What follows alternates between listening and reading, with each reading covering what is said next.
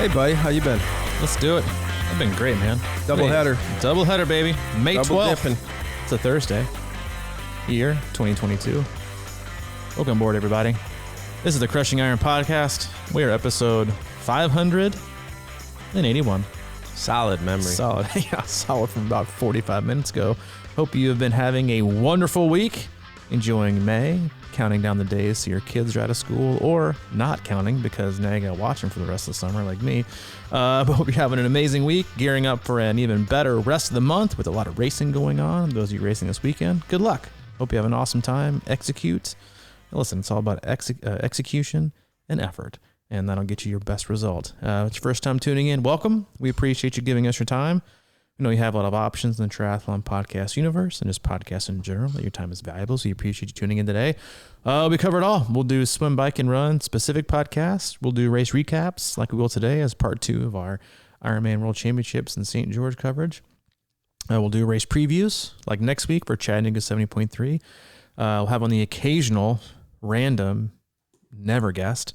For the most part, Mike and I as coaches, athletes, best friends, we just sit back, relax, have an open, honest discussion about what we're going through personally, as humans, as athletes, as coaches, and we'll talk through those with you as listeners throughout some of our podcasts. We'll also talk about what our age groupers are going through. We work with a wide range of athletes from across the globe, from beginner level athletes looking to their first sprint or even 5K, all the way up through elite level amateurs trying to get back to the Ironman World Championships, and everyone in between from all over the world. The majority from here in North America, but we work with quite a few international athletes. So like I said last podcast, if you're from across the pond, hit us up, mate.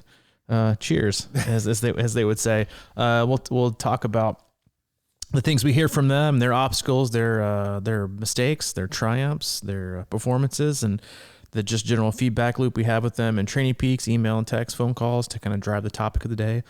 We'll also head into our Facebook group, Crushing Iron Group. If you want to be a part of that conversation, answer one simple question, we'll let you right in. Really is a lot of awesome people in there. It's a very valuable group to be a part of this time of year. It's not a race-specific group where it's just straight anxiety and rumors and ridiculous brick workouts that mean nothing. Just a lot of awesome people in there. Great community, good tribes. If you're looking for a healthy and happy group to help you progress in your endurance journey and be able to ask questions and bounce things off the wall, be a part of it. Just answer the question. We'll let you in. We'll occasionally go in there as well and do Q&A sessions. Answer them live on the podcast. But that's it for the most part. We don't have any sponsors. We definitely don't have an agenda except to keep you happy and healthy in your endurance sports journey. I caught the change that time with the Kona and the World Championship. I got the new Open. You got it, yeah. Let me just say, I went to Nashville over the last weekend. Just get away for a couple of days, get away from the scene here, the HOA scene, and the whole 9 yards. And went up and hung with my buddy, brought my dog. He's got a dog, and we went out for dinner on Friday. And I woke up Saturday, just to relax, and then I forgot how stressful, like the start of an Ironman, just the Ironman day is for me as a coach. And the next thing you know, I'm kind of sucked into that. And, knowing that the conditions out there were going to be tough, and knowing that the course is super tough. And then suddenly I'm in this mode of worrying like a father. Like a father. Yeah. And, the water, it was pretty chilly. Yeah. And then we knew they were going to get out, and it was going to be hot, and they're going to be facing, 7,500, 8,000 feet of climb on that ride. And, things, we watched the pro race develop, and seemed like it was over before I woke up, the way as fast as those guys were going. And then but then like you said, the age groupers start a little later, the conditions start heating up and getting windy and the whole 9 yards. And I basically was a little bit on pins and needles for most of the day. I know, right? It's something else, man. Parental instinct, man. It was. And plus, Gulf Coast was that day 2, and I got a couple of athletes racing, and they both texted me at 4 a.m. and told me the swim was canceled because I was back in Nashville, so it's Central Time, and they got the notice that the double red flag. Double red flag, they say. You're arrested if you're caught in that water. This is true. During a double red flag. Yeah. But that worked out okay. Because I knew the water was really rough the day before, and that was stressing me out a little bit because I talked to both of them about that, and it was like, tips for swimming and Gulf Coast, that's not the norm. It's usually opposite. So I think we mentioned that before. Like if it's horrible conditions the day before, what I was trying to say. Yeah. Race day, perfection. If it's perfection the day before, you're in for a world of hurt on race day. But obviously, it felt like sticking around. Yeah. So it's good to see you have some parental instincts inside of you. I mean, you're a dog dad, so you've already got them. But it's if you're not a coach, you just don't know. And it's one of those things that you try to explain to people who are thinking about getting into coaching and think it's just about writing a plan and notching some PRs. You worry like a straight up 60-year-old mom. That's how you worry all the time about all things. Like, it's the equivalent of like, you get a text at 8:00 on night on a Wednesday from, this like from my mom. And she's like, "Are you okay?" I'm like, "What?" I'm like, "Yeah, I'm fine." "Why?" "I was trying to not be okay. What's going on?" She's like, "Well, I saw there was a chance of tornadoes 40 miles west." And you're like, "Oh my God." Like, that's how much you worry on race day. You worry about, especially like given what you thought the conditions, when you knew they were going to be in St. George with heat and the wind picked up, throughout the day. And we'll talk about that. That's pretty much all we're going to talk about today is the age group race, the events, and where we see the world championships going forward.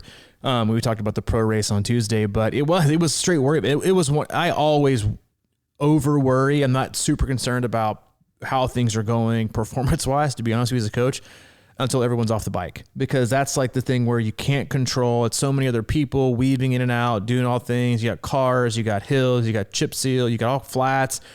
Once everybody's off the bike, I'm like, I'm good. It's kind of like a camp. After the last bike session, everyone's back safe and sound. No one's gotten lost. No one's had wrecks. I'm like, I don't really care how the rest of the camp goes. Everybody's safe. Like, nothing bad's going to happen. But you just worry about people's overall well-being. And so that's just part of it. The whole, and if you don't worry, well, congrats to you. No, you don't have a conscience. But we worry. We worry a lot about our athletes because we love you. We love you for sure. And I probably worry more about the swim than you do because you're naturally like, I think I have a little less anxiety about bikes, because I think it's just more comfortable for me.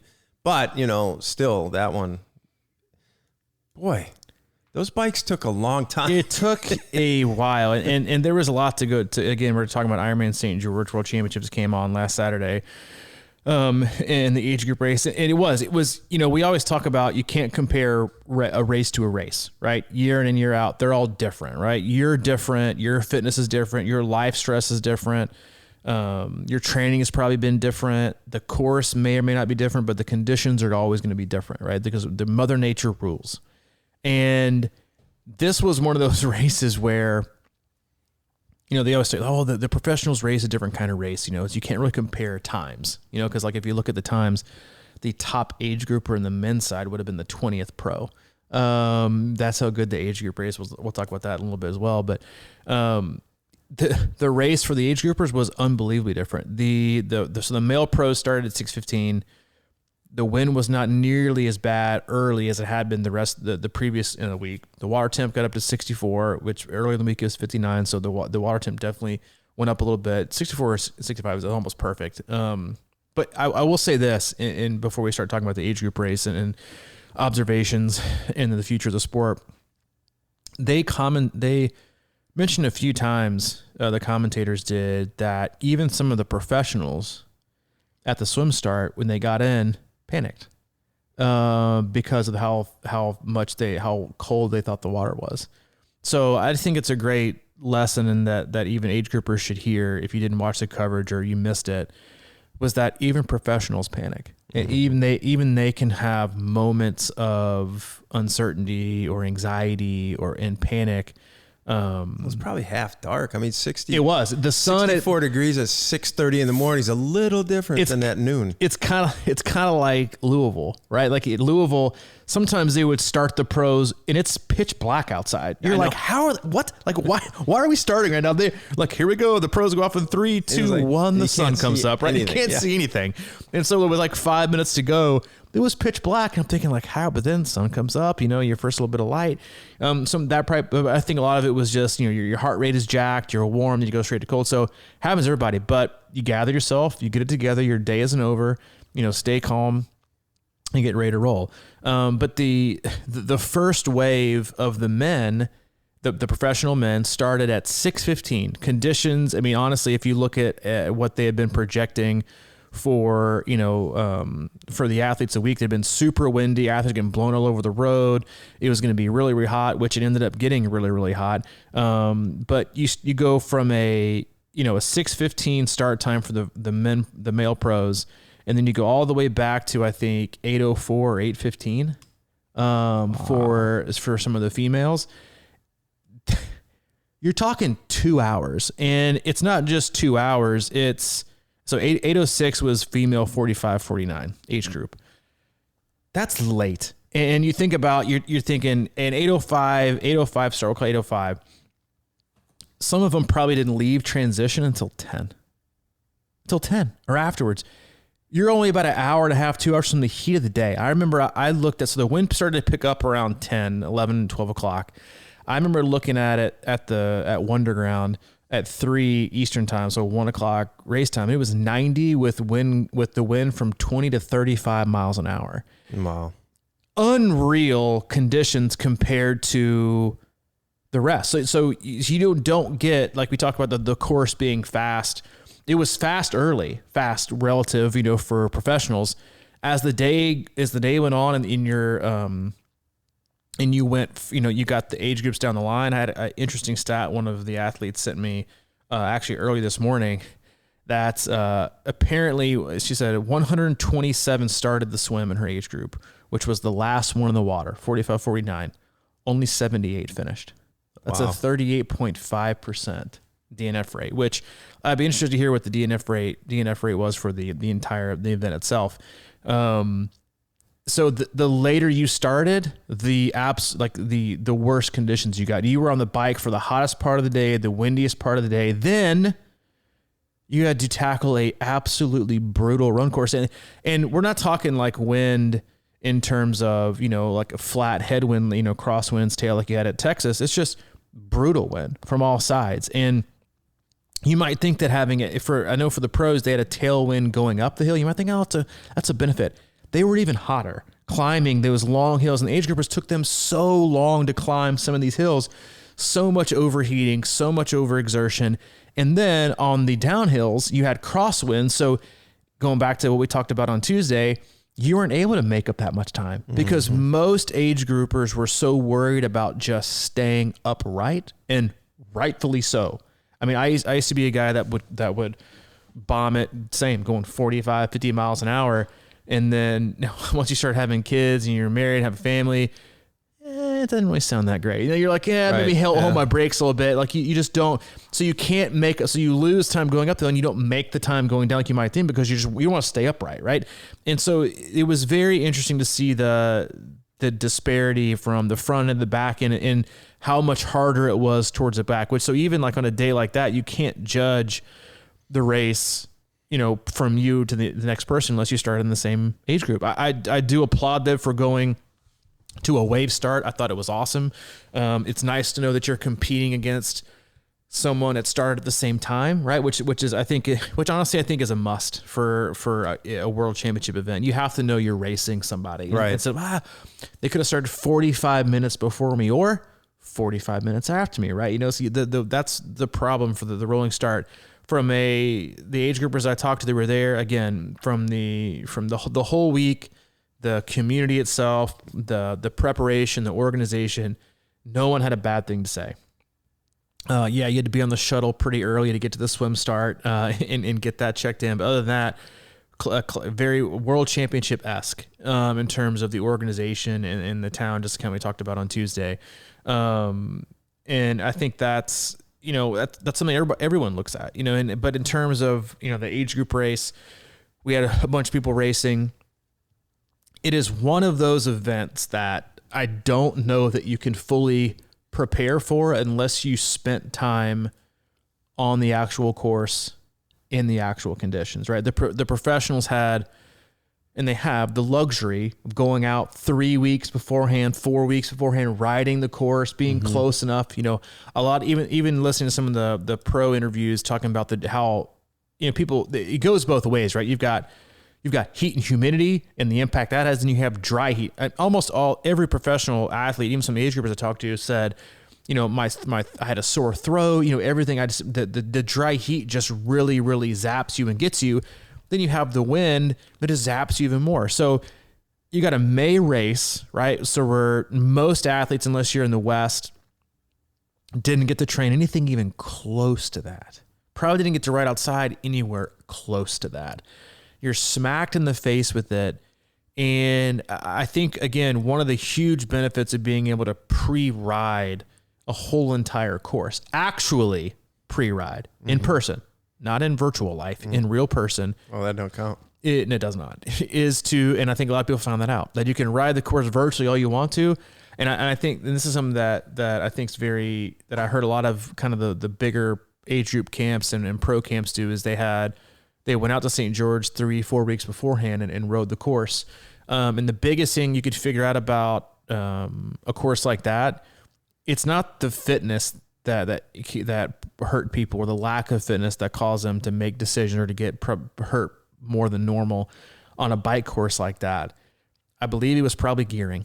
I believe it was not having the gear ratio they needed on their cassette and on their chain rings to actually be able to spin up these hills. And that's not a St. George thing, right?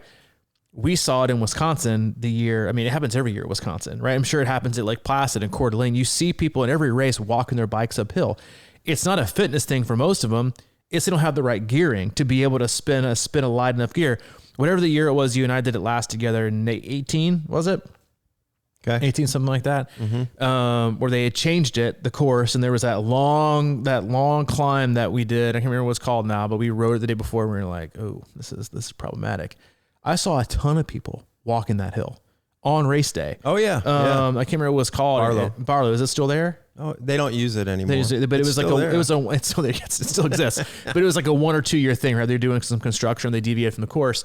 And I remember the last, 200 feet of that climb, I was thinking to myself, I wasn't standing, I was sitting, but I was zone 5 in it. Which is the last thing you ever want to do in a full, because at once mile 40. Mile 40, because once you start producing lactic acid, it's over. And that's not over, but you can't unproduce it, right? You can't dissipate it in time for it not to crystallize and have effect on the rest of your race. I remember thinking, man, I wish I would have gone with a different cassette, right? So, because it wasn't the fact that my fitness, I didn't have good fitness. It was that I didn't have the fitness and the power, right, to stay in the zone I wanted to stay zone 2 and spin. I was having to crank it as hard as I possibly could to get the gears over, when you saw a ton of people walking up the hill, because again, not a fitness thing. I guess you could say it was the combination of your fitness to the gearing you chose with the combination of the grading of the hill. But you saw a lot of people walking it, and which is obviously, if it gets you to the finish line, then who gives a shit if you walk your bike or not, right? I saw some people commenting on, people walking bikes uphill and what we would have to say about that. I'm like, look at your finish time. If you remember a person, walking a bike, remember their bib number. If they walked their bike and you didn't, and they still beat you, then what's that say, right? It's like, what's that say? And I think that's actually, one of those things that, I think it's about how you end the race, right? And so I just think from an age group standpoint, and this is, and I talked to a lot of our athletes after the race, and they said flat out, this was one of the, if not the hardest things I've ever done in my entire life. And I think there is while you might not recognize it, there is a freedom in walking into a race that won't be a PR, right? Because so many of us and so many athletes only look for races they think they can PR. That's it. They only look for races they can improve them, because we want to use that measurement. And I spent probably a little bit longer than I should have on our weekly email talking through this, but we always look for something to be an apples to apples, right? We want to see improvement from a time standpoint. We want to chase, the fastest courses to get PRs, and that's what validates us, and that's what lets us know where we're performing well. But there is a different type of mentality and I think freedom, hopefully, that you should have going into races that probably have no business being a PR for you. Yes, is it possible? Sure. But to go into a race and not have a time, right, that you have in the back of your head to cause you to not pace properly, right? To put out too much effort, to go hard too early, to not have that, but just to think, all right, all I really want to do for this course is just finish. Mm-hmm. Then there's so much to learn, and honestly, and even for every athlete, that got out there and pushed it to the limit. And, we had athletes get, picked up by ambulances, and we had athletes not make cutoffs, and we had athletes, towards the front of the age groups, everyone in between. What you, if you choose to, right, learn from that experience, not just from a physical standpoint, but all the things you did well, right? All the things you were able to conquer, the decisions you made in what was, especially if you started later on, right? Like to the last 30 minutes that you were in, you had to participate in conditions that for the totality of the race were drastically different than even the first 2 or 3 waves of the age groupers, right? The guys that went in the water, totally different, and it's a gigantic difference in preparation and mindset, but also a huge learning experience. I think if you choose to not beat yourself up over time or place, right? Or if I finished or not finished, there's so much to be learned if you choose to not look at it in a vacuum, right? And then apply it to what you do next. Was I prepared? Was I not prepared? What can I do differently?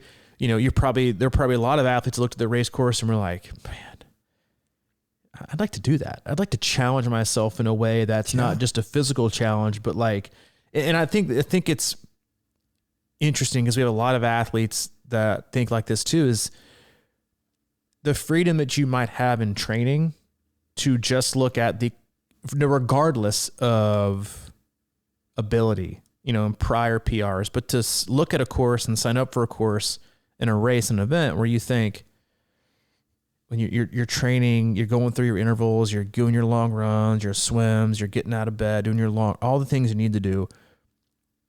There's no time, right? Like a lot of people have this finish line picture, right? With the time overhead. I went under 4 or 5 hours. I went under 6 hours. I was on the podium, whatever it is.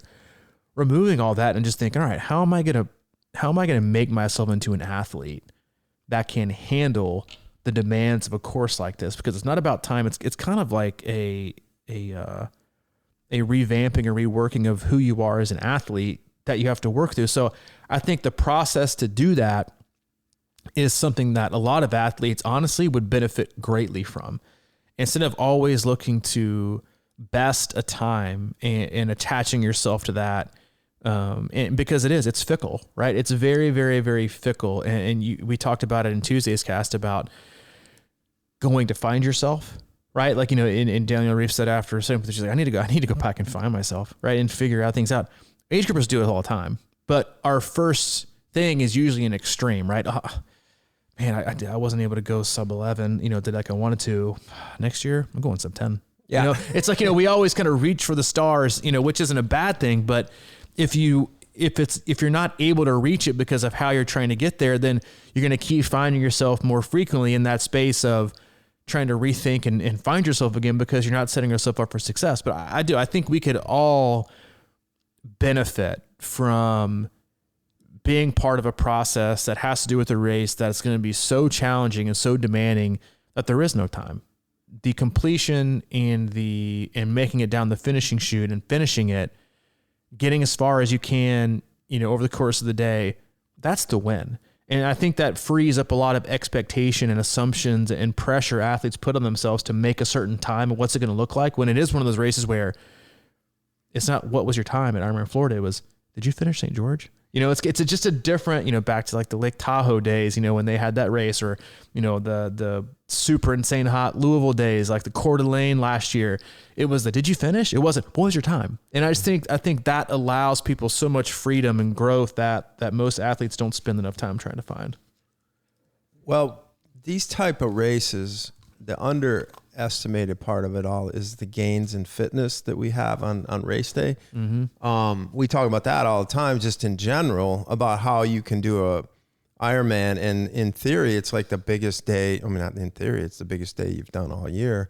And the fitness gains from that, if you sort of roll with them in the right way, are really beneficial. So I think about after my first race, and how I was done, like it was over. Yeah, we were up to Wisconsin together, and then I did literally nothing for a month, and then we all met down at Goose Pond. I raced that very well after not doing anything for a month. So I guess my point here is like you put a lot of strain and stress on your body. So how you come out of that can really benefit you in the long run if you play it smart and you just sort of, kind of stay in the game. I don't think it's a time to like create a new, come out of that and all of a sudden put you back into situations that felt similar to that race. Yep. That would be bad, right? Because you're trying now to just maintain and like let your fitness develop almost really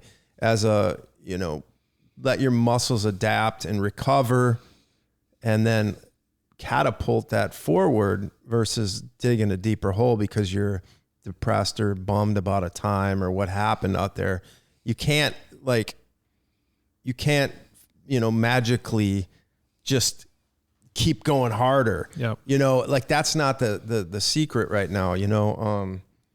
I think that, moving forward from an Ironman is a very, especially one like that, especially one where you're talking about pros training on the course. It's like that, like very few people have the terrain like that to even practice on. Yeah. You got those super, super long, like I was talking to our athletes, like ad nauseum about the patience game and finding that spin zone and being in your moment and just being able and not like over pushed, but you just like the patience it takes to climb those longer, super long climbs like that, where it just never stops and it's like goes on forever. And then, like you talk about maybe the gearing, but also then you have like a nice maybe grade going the other way and you don't necessarily want to lose the ability to have gears, it's a fine line, and I think, it's very difficult, I would imagine, to practice. Like I can't, even we got to the trace, there's some fairly long climbs out there, but nothing like that, Nothing. Like we have a not 3 mile section long. that is probably comparable, that 3 mile section of climbing. That's sort of comparable, but it's not straight off. There's some downhills in there too, but like those are long climbs to us and for most Ironman courses, but to have that kind of thing to deal with. And it's just gotta be, like mentally, almost more than anything, I would think, because it's like, because you want to get up it faster, right? So you're just going to you're going to like, screw this, like in the wind or whatever. You just want to get it over.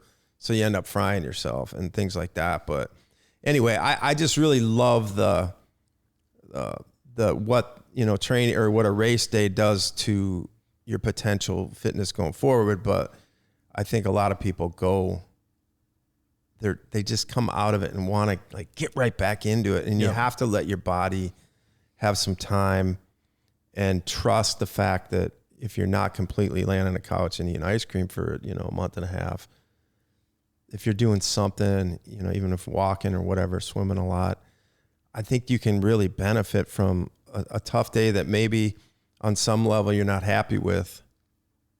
If you have the patience and just kind of treat it for what it is, it's like you're saying, it was very difficult. We were talking, it's like these times from very good cyclists are just, I was going, wow. Yeah. It was the course itself. Like, and one of the things you said about the talking about we ride on the trace, or you're talking about rolling terrain like Louisville or Wisconsin. It's about where the hills are, how long they are, right? And how they're placed. And on a course like this, when it was so hot and so windy, most of the athletes had tailwinds, right? Going up on these climbs, you're thinking, oh, well, that's super helpful. Not really when you're going 8 miles an hour, because you're also not getting cooled, right? You have nothing, right? So think about it on these climbs that are taking 20, 30, 45 minutes or an hour for some athletes to get up. Think about riding inside your pain cave with no fan on and it's 85. Think about that and how much so there's no wind, right? There's nothing. That's what it was like. And you can't recover from that, right? You can't get that back. You're so hot that you just can't get it back. But what you said about bouncing back, and we see this all the time as coaches, when it's an extreme, right? Because most triathletes are extremists, right? We're either quitting or we're going pro, right? We don't really know we're in between. We're either going for revenge, or we want to sign up for 2 more this year, and like I always share the story of like Ironman Arizona that I did back in 2011. I had shattered all my PRs, had a really great day. I took 1 week off. Then I was like, I'm getting back to work. Next year I'm going sub 10. And I walked up the Concord Road YMCA in Brentwood, Tennessee, and I had my swim bag on. It was a Monday. I was ready to get back. I was ready to roll. I thought I was. Made it up these gradual stairs. Maybe we couldn't even call it like an incline. Just gradual stairs walking up to the check-in desk to open the front door. I didn't even make it to the front door before I turned around. And I remember getting like maybe about 10 feet away. My legs started to ache, because when you don't do anything, you always think you're back. You're like, oh, I'm back, baby. I'm ready for more structure. Yep. Then you go out for a 1,000-yard swim and you're like, man, I'm still fatigued, right? Yep. Travel, the race, the build up before it, the emotions, everything else, before and after. And I just stopped and I said, nope, not today. And I took another 2 weeks off. We're so eager, like you said, whether you had a disappointing day or a wonderful day, to jump back in, right? Instead of doing a whole lot of introspection and figuring things out.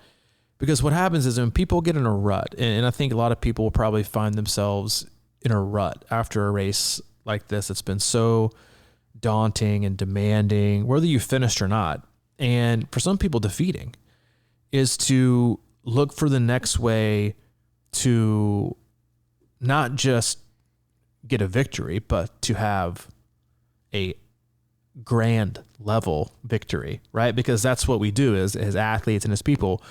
If we have a mega defeat in our own view, we want a mega victory to cancel it out instead of just looking for a way to get us back in the ring healthy, right? And because that's what we do, right? To validate or to get revenge. We skip parts of the process that, and listen, a lot of athletes are like this. I work with a lot of athletes who sometimes I have to give a nudge to them. Like, why are you so afraid of racing? Why are you so afraid of getting out there and not having a PR? Like, and not going out there and because so many athletes train, and that's what gets them out the door is getting a PR, getting on a podium, or going sub this or beating this time.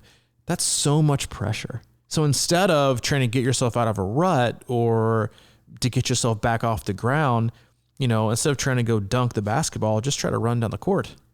Just put yourself in a position that will reward you for showing up, right? Don't sign up for an Ironman Florida where, you want to take 2 hours off your last time. That's a lot of pressure. Well, a lot of things can happen. A lot of pressure. And every Ironman, listen, the hardest Ironman you'll ever do is the one you're training for right now. Mm-hmm. Not the one you just did, the one you're training for right now, because life will throw all kinds of things at you. You never know what will happen.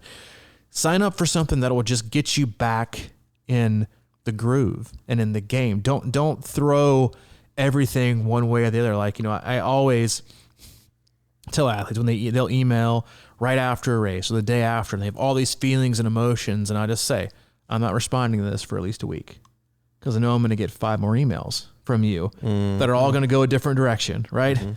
I need time off. I need a break. Maybe next year.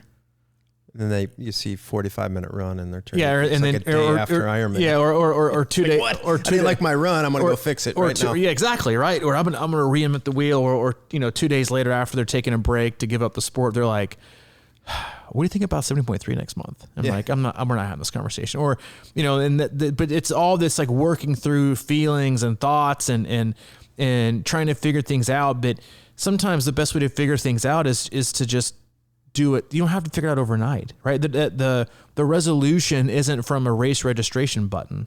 It's from just getting back in the game slowly, right? And getting back and monitoring your minutes, right? It's like, when, professional athletes come back from an injury, they don't just, even the starters, they don't go start and play, NBA basketball players, they don't go back and start playing 48 minutes.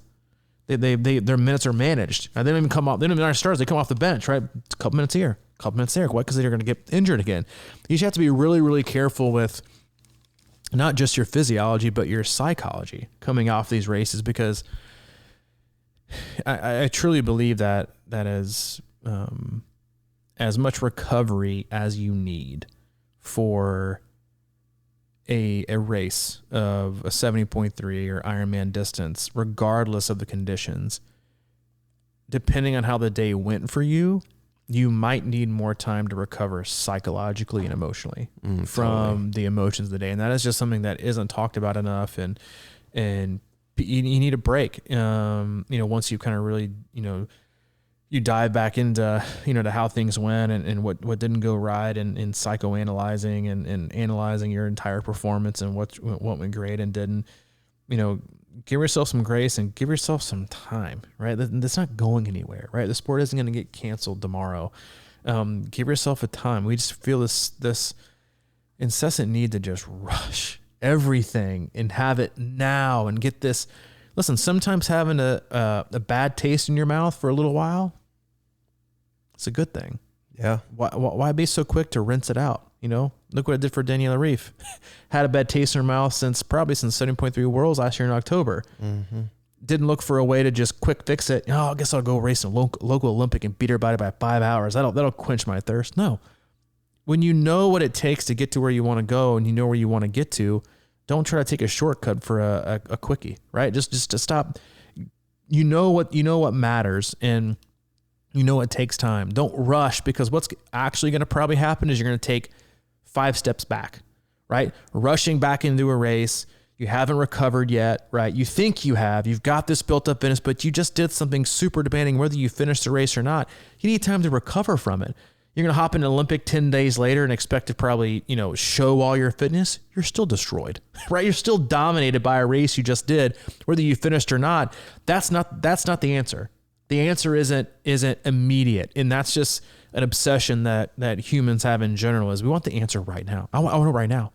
And with as many opportunities as we have to get it right now, a lot of people fall into that trap of continuously racing themselves out of recovery and into more damage. Yeah. I mean, a lot of people spent more time on that course, maybe, than they've put in any particular week of training, right? You don't get to that level and you don't master that level, by just, getting shortcuts or whatever. I mean, you can't even, it'd be hard to sit in a chair for 17 hours, let alone go do 40.6 miles. So I just think that, it's one of those things where you've got, you just did that, right? So, and, maybe it's really not perfected and at all. Maybe it was ugly. Maybe you slogged through it and just fought. But think about all the tenacity you've built in your mind, for one. Mm-hmm. That's what I mean, is you've got that now. So all of a sudden, it's like anything, after you run a half marathon for the first time, you kind of go, 10K, I'll go do that. So, but that may be okay for a while, but you still have to, the confidence level, it's like that I was talking about at the first race that you took me to, that Rev 3, that freezing cold water, freezing cold rain all day, worst conditions ever, but conditions have never bothered me since. So you've gone through it. Yeah. That's what you gained, right? I had a guy, he did Coeur d'Alene, when it was hot, super crazy hot last year. So he's gone through some really tough races, man. So, when that day comes, but it doesn't get much harder than what happened the other day. It was always a perfect storm of elements and course toughness. And today's high 75. Yeah. So, you can say what you want, but if it was a couple of days later, the high is 75, lows in the 40s, right? It's a totally different day. Mm-hmm. Because that is the thing too, right? Is I don't want to say it's easy, but a lot of times when people have their best races, they found a state where they can, we talk about with Danielle Reef, she just looked like she was cruising, right? And that's what, we're trying to get at with age groupers too, right? Where it's not a slog, your best race. I mean, you're going to leave it on the course. Don't get me wrong. You're going to be not quite as tough as Lionel Sanders, but not nearly. You can't dig as deep. I don't think you can get that deep. Not even close. You can't dig, man. No, he digs deeper wiping his rear end after taking a shit than you do going on a bike interval. But I'm just saying, you gotta take something away from this, man. There's a lot of lessons you can learn, a lot of things you can figure out, and you just did one of the hardest things in the sport for sure. Some of the toughest people I know said that's the hardest thing I've ever done. Yeah. Well. I mean, well. No. What do you mean? Just, but everybody says that after Ironman. But yeah, that's true. But we can objectively say that it probably was. Yeah, probably. Seriously, for this one, you get bird's eye view. I'm like, fuck yeah, it was. Like, you probably, I don't want no business of that. Yeah. And then in the back of your mind, you're thinking, yeah, I kind of do. You know, I kind of want to suffer a little bit. Totally did. All I could think about was August Louisville, please bring it back. I know. That's one of the first things I was like, man, it's suffering. Because as a guy who's not like ever going to be the fastest, speediest person in my age group, it's like, man, like, you know, you can outsmart people, you can be resilient, you can be tough, you know, just maybe that's it, man. It's a ticket. You know, it's 2 years away, so who knows? But it's speaking of in 2 years from now, or even a year from now, you know, going into this race, there was all the, you know, everyone would try to downplay it. You know, it's not a world championship, it's not in Kona. Well, the world championships are when they decide they are and where they decide they are. And Kona, listen, Kona is only as popular as it is because of NBC. Because of their broadcast. Yes, is Kona in Hawaii? Absolutely. But Kona, it ain't got a lot of other stuff going for it. And, you know, all the races were canceled in 2020, but they opened the door in 2021 by not having the race. And that door is now forever open. And that was proven this last week. And again, you had a lot of jokes being said, oh, this is the, you know, the junior league, you know, state junior league world championships, and they're begging age groupers. They were begging the people to come because they wanted to make more money. But if you look at the times, and a guy who knows a lot of like the top end level age groupers on both ends and follows it a ton, the best of the best age groupers showed up to race because they want to race against the other best. They want to be considered, you know, on the podium of a world. So you can say, you know, well, it's not in Kona, it doesn't matter. And that's just short-sighted and honestly like old school. Like, well, and I'm old school with the best of them. And, but it's yes, they wanted to fill up the back end of the race because they could, you know, because you wanted to make more money. But when you saw that many top level pros want to go, they considered it a world championship. You know, you saw it on the press conference, telling people who weren't able to show up. You saw it in their reactions of not being able to race. The top end age groupers, they were already qualified for Kona, yet they still spent money to go somewhere else and race against the best. So it's not always about Kona and the world championships being on this island in Hawaii. And the door is now wide open. Yeah, and it was even more. I already thought it was going to start moving, but the roll downs for Kona slots in some age groups went to 60 at the awards. And now you'll have the one in the argument, like, well, that's because everybody else already had, you know, their slot to Kona, you know, and they didn't want to go. And okay, well, then don't use the same argument that the best didn't show up because it wasn't Kona. Because that's what happened. The best of the best, even if they had a Kona slot, still came. They still paid money, right, to take a flight, to do an Ironman at the earliest part of the year to do what? To race the other best of the best in the age group, which is what you want to do if you want to qualify for a world championships. And then the other people who could have taken a roll down weren't obviously super concerned about getting a slot to go, because a couple of things have happened. People no longer have faith that it'll happen every year. Businesses, because that's what Ironman is. Ironman is a business. The world championships aren't Kona. The Ironman World Championships are the Ironman World Championships, right? It's a business event that they don't want to be held hostage by a state. And that's what happened the last 2 years. They were held hostage by the state of Hawaii of, we're not going to have our event. And so it was really interesting to watch that some of the big wigs from Kona, guess what? Were invited to St. George to watch. They did some of the lays and some of the things were a little bit cheesy because it wasn't in Kona. But they basically were showing to the big wigs who make the decisions why, like, listen, we can do this somewhere else without you. So either pony up and let us continue to have a 2-day event, which is what they want, right? They want a 2-day event. They'll, to quote unquote showcase both the males and the females. But what they really want is 5,000 people versus 3,000 people, because that's a lot more money, right? And we have athletes in Kona every year. I don't know how they're going to fit that many people there. It's already insanely expensive to fly there. It's even more expensive to stay there.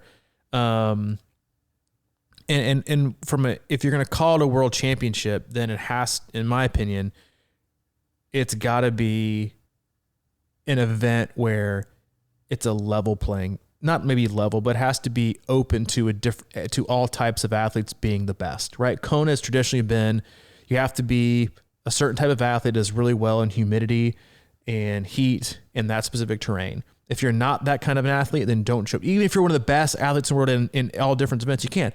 St. George showed that with the type of the bike, the demand. So I think from here on out, I think you're going to see the Ironman World Championships be in Kona this year.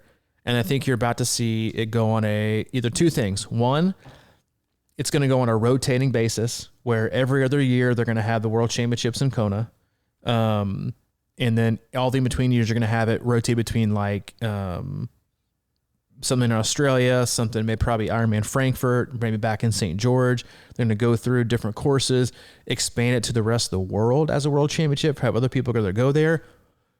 Or if Kona really does come through and be like, yeah, we'll keep having this as a 2-day event, then what I think they've shown is they'll continue to have it every year, but they're going to create something what I would consider kind of like golf or tennis, the Grand Slams, the majors, where they're going to have more, because listen, if you're going to go to a 2-day event, you now have more slots to give at more races. So in order to fill those slots, you might have, in keeping the Ironman World Championships in Kona every year, you're going to have St. George, Frankfurt, maybe Copenhagen, or Ironman Austria. One of those events be like the other, like the Wimbledon, the French Open, the US Open, the Australian Open to the Grand Slams. Those maybe have extra entries, but the days are gone, I think, of it being in Kona every single year.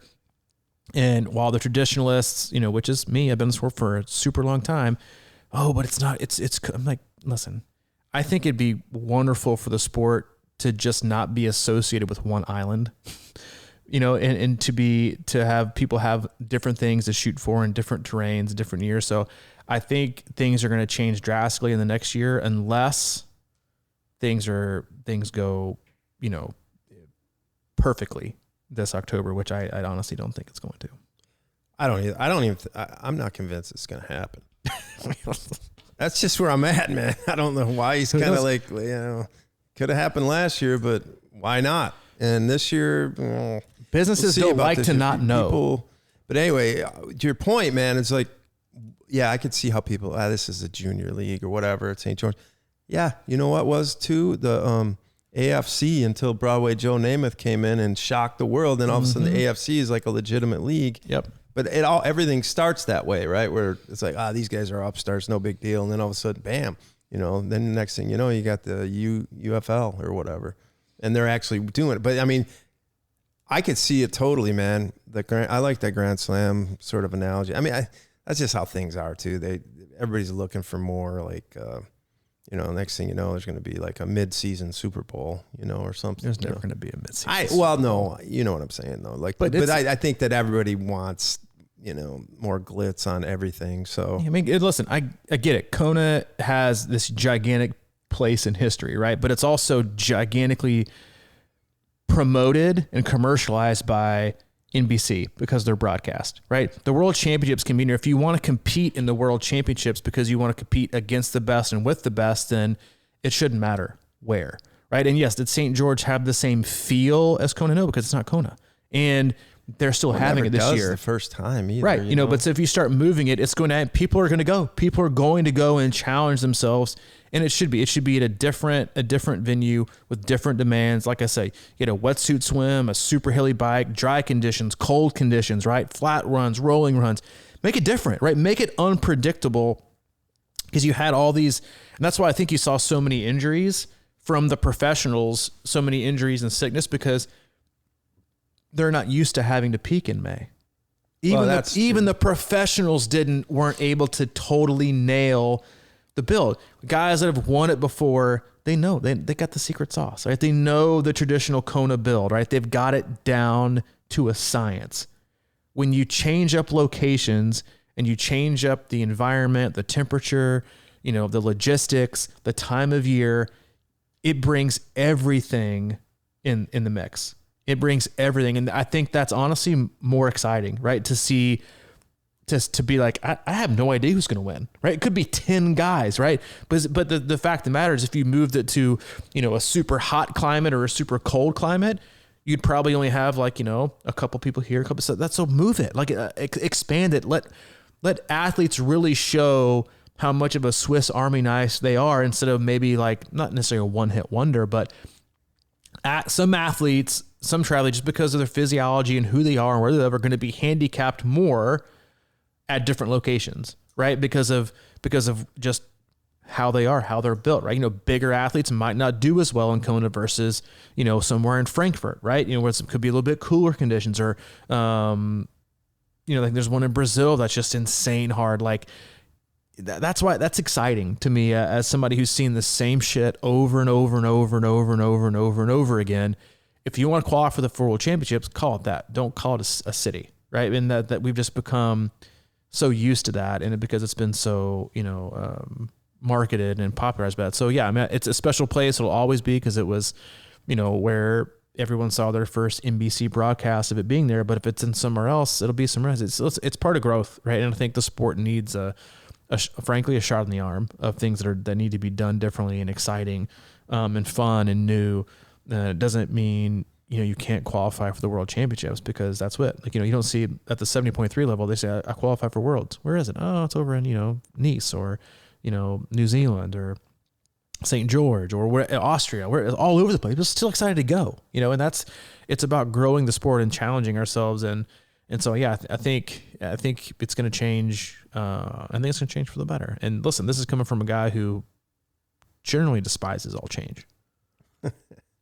Except for quarters. Varieties for the week, Varieties man. for the week, man. Variety is for the week. Yeah. Well, I mean, frankly, there's a lot of chaos going on in the world right now too. So that's all like going to really impact a lot of stuff. I mean, who knows what's going to happen? I mean, I think they're just looking for options now, and St. George seemed like a real nice option, safe place where people dig it. They called. You don't have like, to go, we'll do it. Pull teeth to say, hey, can we do it? We don't like your kind, or whatever. like your kind. You know what I'm saying? Showing your age. I just feel like, that shit goes on though. That's probably what we heard about Louisville, is like they just weren't into it anymore, and if you find that's a huge part of it. Obviously Kona for the first, maybe they, I could see, maybe the locals are sick of it. I think they've been sick of it. Yeah. It's like CMA Fest in Nashville. It's like, that's the biggest thing going, and the perfect place for it. Every local just leaves town. Everybody has their city event, the Kentucky Derby. I'm sure people get the hell out of there too.